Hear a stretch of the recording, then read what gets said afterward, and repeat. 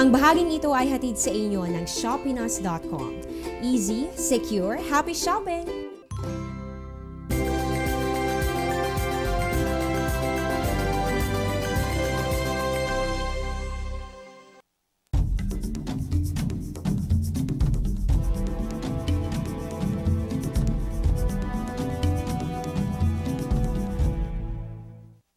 Magandang umaga, Pilipinas! Welcome back po sa Panahon TV. Astronomical data muna tayo. Ang ating moonrise, ganap po yung pagsapit ng 5:22 ng hapon, moonset naman natin of 4:21 a.m. At dahil alam mo na kung anong oras ng moonrise, dapat alam mo rin yung tawag sa ating kasalukuyang lunar phase. Sa iyong ang pagtingala sa kalangitan mamayang gabi, masisilayan mo ang isang full moon. Sa ganitong phase, ang buong day side ng buwan na nakaharap sa mundo ay nakatatanggap ng liwanag mula sa araw. Nangyayari ito kapag ang Sun, Earth at Moon ay nasa iisang linya sa kalawakan. At dagdag kaalaman lamang, ang full moon ngayong Agosto ay tinatawag na Sturgeon Moon. Mula ito sa pangalan ng isang malaking isda na kadalasang nahuhuli sa isang lawa sa Amerika during full moon. At pag-uusapan na rin natin yung mga isda para sa ating mga kababayang papalaot mamaya. High tide natin along Manila Bay, courtesy of Namria. Pagsapit yan ng 8:53 ng umaga, inaasahan nating aabot yan sa 1.23 meters. Low tide naman posible sa 0.8 meters, ganap na 5:02 ng hapon.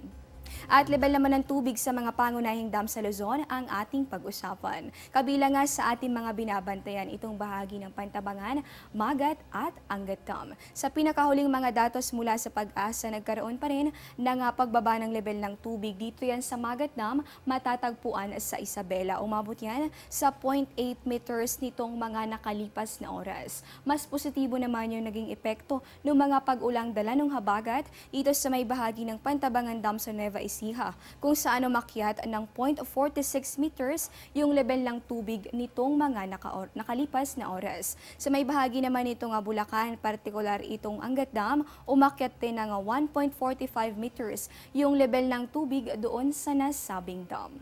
At tuloy-tuloy na natin yung usapang tubig. Para sa mga taga Quezon City at Caloocan, simulan na pong mag-impok ngayon pa lamang.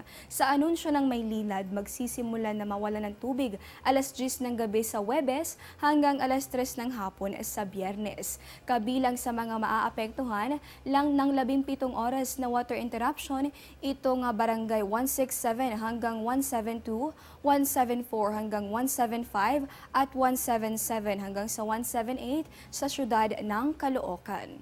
Sa Quezon City naman, mawawalan din ng tubig itong Kaligayahan, Pasong Putik at Barangay San Agustin.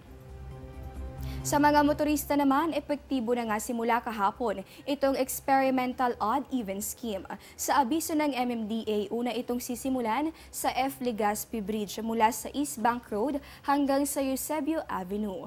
Kaugnay nito kapag Lunes, Miyerkules at Biyernes, bawal munang dumaan sa nasabing kalsada ang mga sasakyang may plakang nagtatapos sa even numbers.